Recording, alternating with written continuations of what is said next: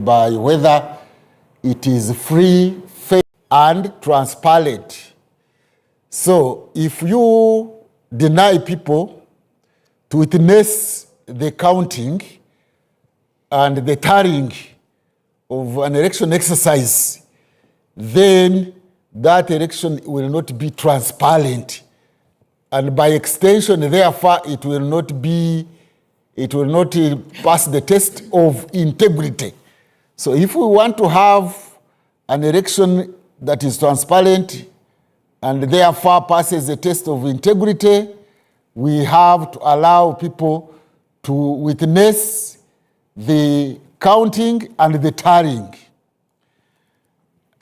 People can vote, and if it is in their homes are within the neighborhood, maybe they may go away after voting if you vote in the morning, but certainly by 2, 3 there, when we are about to close at 4, there is need for the population, the voters, to come and witness the tallying, the counting. Because it is at that level that elections is tampered with, mainly by the polling officials. There is no trust between the population and the electoral commission, especially the polling assistants and polling officials, because there are very many things that can happen at the polling station. We hear that they have now brought the biometric machines. Yes, those biometric machines may stop multiple voting, but they may not stop ballot stuffing. That is very important to note. Secondly, the person who is counting can lift a voter slip and read a different name from that one that is on the ballot paper.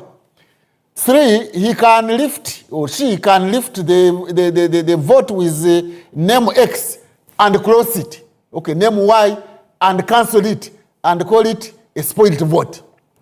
4, we have to note, because those who are supporting the voting and going away argue that after all there will be agents. Not at all. And that's what I wanted to draw to your attention. Agents are supposed to ensure that everything at the polling station, especially the results, the counting, and everything else passes the integrity test if it does exist as a test. Unless you and those other people are coming from Mars, you very well know that the so-called agents, first of all, not every candidate has agents.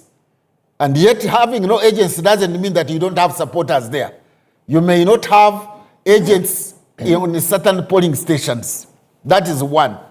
Relatedly, the agents these days, they buy them. If they can buy candidates, what about an agent? An ordinary person that you have picked to be your agent, you have given him or her 20,000 for lunch and maybe another 5,000 for border transport. Then your opponent gives that person 200,000 or 100,000, the agent will be useless at that level. So the agent can be compromised, can be corrupted, can even be intimidated. But it is not easy to intimidate all the voters, and it is not easy to corrupt and bribe all the voters. So, and then they are talking about the observers. I mean, we have got over 70 polling stations in the country. The observers may not even be more than 2,000 or even 1,000, so they can't be everywhere. Then you say they are polling officials, but the polling officials are the ones who normally do the ballot stuffing. The courts have demonstrated this. We know it. Even in this recent primaries, where the competition may not even be as acute as this one, you heard how the polling officials misbehaved, and then the government and the president and the chairman of NRM told us they had arrested 300, isn't it? Yes. 300. They have not prosecuted not even one.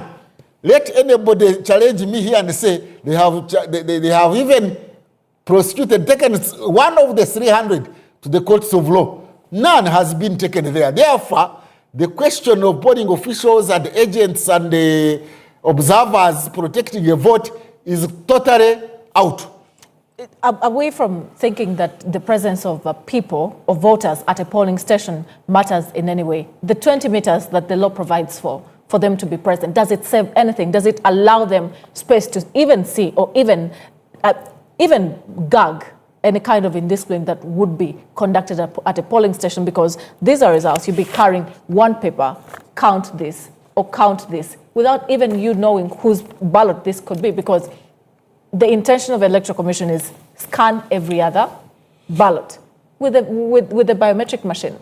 How much more can they do, even in their presence? Even that one has limitations, even the presence has limitations, but the law envisaged that those who are counting, who are picking the ballot papers, are supposed to be announcing that so and so, so and so, and 20 meters is roughly a hearing distance.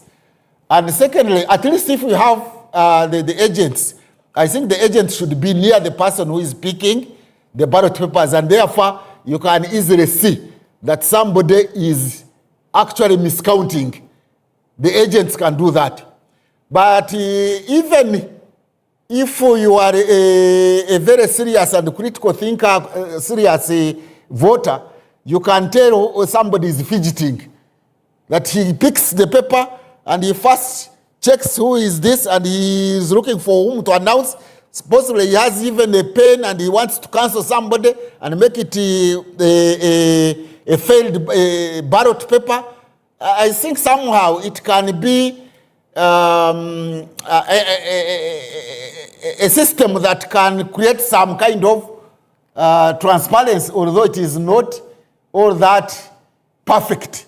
But at least people should be near to hear what the person is reading, how he's reading. You can even tell somebody from the body language. If they are smart enough, from the body language, you can tell that somebody is after some mischief. So I think for transparency purposes, to a certain limitation, to a certain level of limitation, they should be allowed to be around by the time of counting. But let me say this one also. If the Electoral Commission and the government are serious about transparency of the elections, the biometric machine, I want to believe that it can tell how many people have passed through it to vote. Yes, and therefore it can give the number of people who have voted. Yes, that's the impression. And that number should be announced before even counting. You say, in this polling station, why 211 people have passed through this machine and therefore have voted. And therefore, at the end of the counting and tallying, the number of people who have passed through the machine with their thumbprint or face should be equal to the number of the total cast votes, whether valid or invalid. That's an assumption that the biometrics will be operational all through and that they will not find any challenges, either to do with the battery or to do with the kind of network that they're using. No, you can even add on whether they are even tamper-proof, because they can be tampered with. We don't know. So that is why we are pointing out some of these safeguards, very many safeguards, not one. We cannot say only one will be perfect, will make the exercise perfect. But to think about all these different ways in which the election can be, can pass the test of integrity. And that is when there will be electoral justice for everybody, so that there is no one who gets out of the exercise thinking that was cheated. And if that happens, that some people are cheated, you know, the consequences can be very bad. And in Africa, we have said, or in some other places in the world even, they say elections can kill. Democracy can kill. Because we have seen people dying in post-election violence, or even during election violence. We already have people who have died here, but maybe not so much so far. But we had the post-election violence in Kenya. Many people died. And we are within this region. In the recent one in Tanzania, We have had very many people die, but not only people dying, even a democracy dying, and the state also gradually dying, and even legitimacy of the one in power. You can imagine in Tanzania now, this president of Tanzania, Samia, she has got a very a name that is not all that complimentary. I don't know how many of you have heard it. I don't know whether even you have heard it. She's now called Idi Amin Mama. It is like Idi Amin